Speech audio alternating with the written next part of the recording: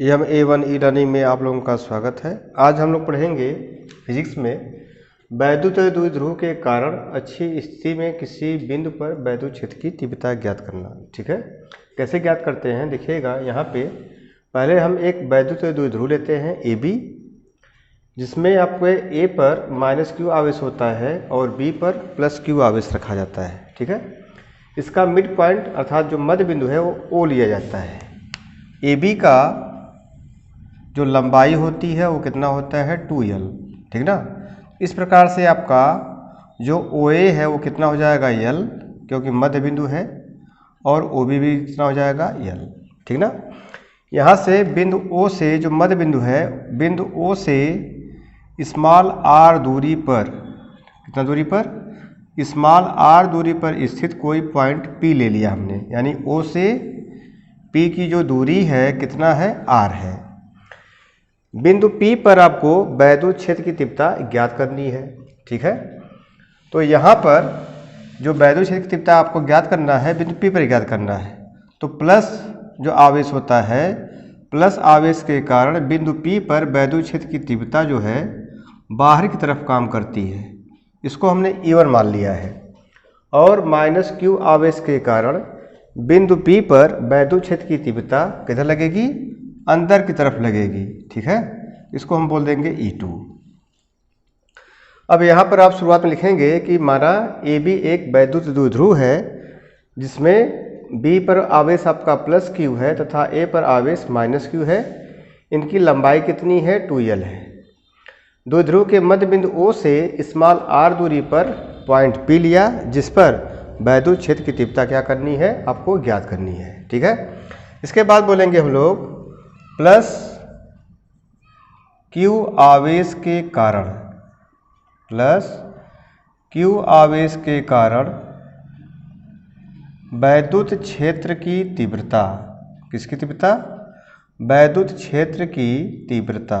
ठीक है, क्या हो जाएगा भाई, E1 बराबर, सूत्र आप जानते हैं कि 1/4 पाई एप्सिलॉन 0, इसका परावर्तनांक माध्यम हम लोग K मान लेते हैं। ठीक ना, जो सूत्र है आपने पीछे पढ़ा हुआ है कि 1/4 पाई एप्सिलॉन 0 K Q/r²। इसी सूत्र से हम निगमन इसका कर रहे हैं। ठीक ना, इसी सूत्र से क्या किया जा रहा है, इसका निगमन किया जा रहा है।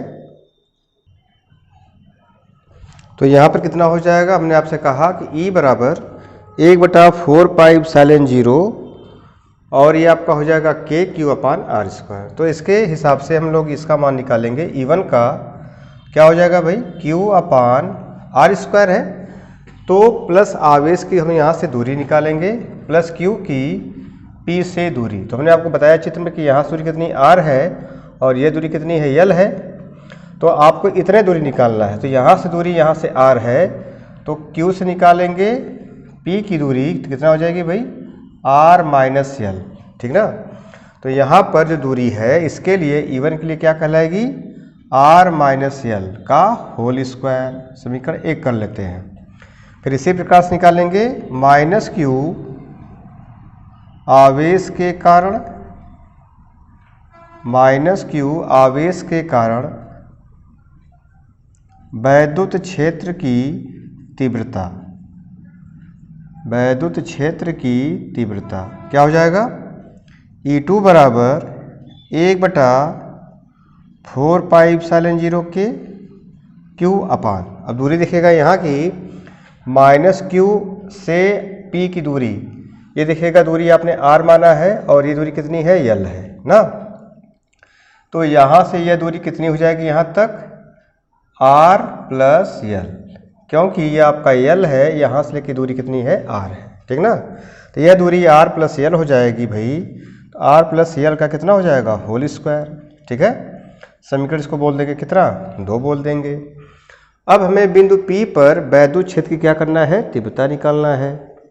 तो यहाँ पर जो E1 और E2 है, दोनों की दिशाएं क्या हैं, विपरीत हैं। ठीक है, इस प्रकार से जो E1 है वह आपका प्लस आवेश के कारण आया है, आपका E2 माइनस आवेश के कारण आया हुआ है यहाँ पर।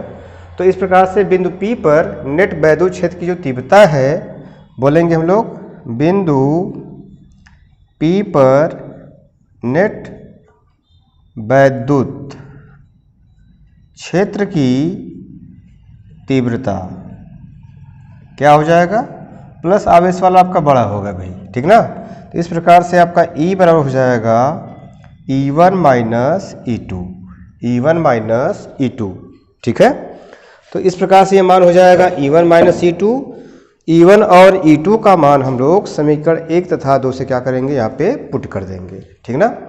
तो E1 का मान कितना हमारे पास है, E1 का मान 1/4 पाई एप्सिलॉन 0 के Q अपान R माइनस L का होल स्क्वायर माइनस E2 का मान कितना है 1/4 पाई एप्सिलॉन 0 के Q अपान R प्लस L का होल स्क्वायर, ठीक है। अब इनको हम लोग हल कर लेते हैं भाई। यहाँ से E बराबर हो जाएगा आपका Q आपका 1/4 पाई एप्सिलॉन 0 के 1/4 पाई एप्सिलॉन 0 के और Q दोनों में है, कॉमन कर लेते हैं। क्या बच जाएगा 1/R माइनस L का whole square minus 1/R plus L का होल स्क्वायर, ठीक है। इस प्रकार से इसको हम क्या करेंगे, इक्वल टू 1/4 पाई एप्सिलॉन 0 के Q, इसका एलसीएम हो जाएगा R माइनस L का होल स्क्वायर और R प्लस L का whole square. R minus L का होल स्क्वायर इसमें भाग देंगे तो बचेगा ये, तो एक में गुणा करेंगे तो यही मान आएगा R प्लस L का होल स्क्वायर, ठीक है। फिर R प्लस L का होल स्क्वायर इसमें डिवाइड करेंगे तो बचेगा क्या, R माइनस L का होल स्क्वायर। एक में गुणा करेंगे तो यही माना जाएगा R माइनस L का होल स्क्वायर।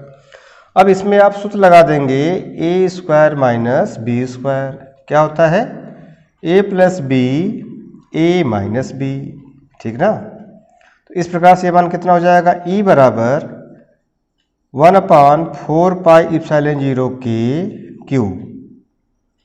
अब देखिएगा इसको एक बार आप प्लस करेंगे और एक बार क्या करेंगे, माइनस कर देंगे भाई सूत्र के हिसाब से। तो R प्लस L अपान इनको भी R माइनस L और R प्लस L का क्या कर सकते हैं, होल स्क्वायर कर सकते हैं, क्योंकि दोनों का वर्ग था तो यहाँ पे ऐसा लिखा जा सकता है। तो हो जाएगा 1/4 पाई एप्सिलॉन 0 के Q। देखिएगा यहाँ पे L से L कट जाएगा, R से R कट जाएगा, बचा क्या 2R इंटू 2L, ठीक है। नीचे आ जाएंगे तो ये आपका A minus B A plus B बराबर क्या होता है, अभी बताया था हमने आपको, A plus B A minus B equal to A square minus B square. तो क्या हो जाएगा भाई R स्क्वायर माइनस L का स्क्वायर फिर का होल स्क्वायर, ठीक है। तो यहाँ पे हम लोग लिख सकते हैं R square minus L square का होल स्क्वायर, ठीक है। अब क्या हो जाएगा भाई यहाँ पे, अब देखिएगा यहाँ पे 1/4 पाई एप्सिलॉन 0 के, यहाँ गुणा कर सकते हैं, 2 दूना 4 Q R और आपका क्या बचेगा L बच जाएगा। लेकिन हम जो कि जानते हैं कि 2QL जो होता है बराबर क्या होता है, P होता है। तो इसको ऐसा लिखते हैं सिस्टमेटिक करके 2QL, देखिए 2Q और L एक साथ और इंटू 2R एक साथ, ठीक ना। हो जाएगा R square minus L square का होल स्क्वायर। अब इसके बाद ध्यान से देखिएगा आप, यहाँ पे जो होता है कह सकते हैं हम लोग कि परंतु 2QL बराबर क्या होता है, P होता है। और यहाँ जो L है आपका L लेस देन R, यानी L का मान जो है R से बहुत छोटा होता है। अगर इसका वर्ग कर देंगे तो यह मान और छोटा हो जाएगा, अर्थात L को क्या करने पर, L स्क्वायर को नगण्य करने पर, क्या करने पर, नगण्य करने पर, ठीक है। तो हो जाएगा आपकी वैद्युत क्षेत्र की तीव्रता इक्वल टू, ठीक ना, 1/4 पाई एप्सिलॉन 0 के हो जाएगा ये P इंटू 2R अपान, अब यहाँ देखिएगा L का मान हटा दिया गया, यानी नगण्य कर दिया गया, उसको खत्म कर दिया गया, R स्क्वायर का होल स्क्वायर हो जाएगा भाई। अब नीचे क्या बचेगा 1/4πε0 के, ठीक है, P इंटू 2R। इनका आप क्या करेंगे, R 2 दूना कितना हो जाएगा 4, ठीक है। अब देखिएगा इसको 1/4πε0 के, अब यहाँ देखिएगा एक R के पावर 4 से क्या हो जाएगा, कट जाएगा, तो यहाँ कितना बचेगा 3 बचेगा, ये कैंसिल हो जाएगा। ऊपर बच जाएगा 2p अपान कितना r³। यह किसका माना गया, E का माना गया, E इक्वल टू 1/4πε0 के 2p अपान r³। कहते हैं कि यदि आपका यदि माध्यम क्या हो, यदि माध्यम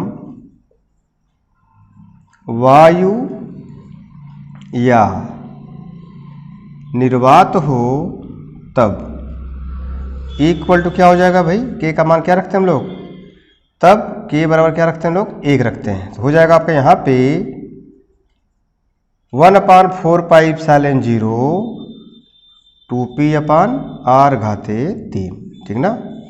इस प्रकार से हम लोग क्या निकाल सकते हैं, अच्छी स्थिति में वैद्युत क्षेत्र की तीव्रता को निकाला जा सकता है। यह काफ़ी इंपॉर्टेंट है, आपकी यूपी बोर्ड में बहुत बार पूछा गया है, इसलिए इसको आप बार बार रिपीट कर लीजिए। आपका लाभ हो सकता है कि आगामी परीक्षा में आपको मिल भी सकते हैं। यदि ये वीडियो आपको अच्छी लगती है तो ज़रूर लाइक करिएगा, अगर चैनल में नए हैं तो सब्सक्राइब जरूर करिएगा। धन्यवाद।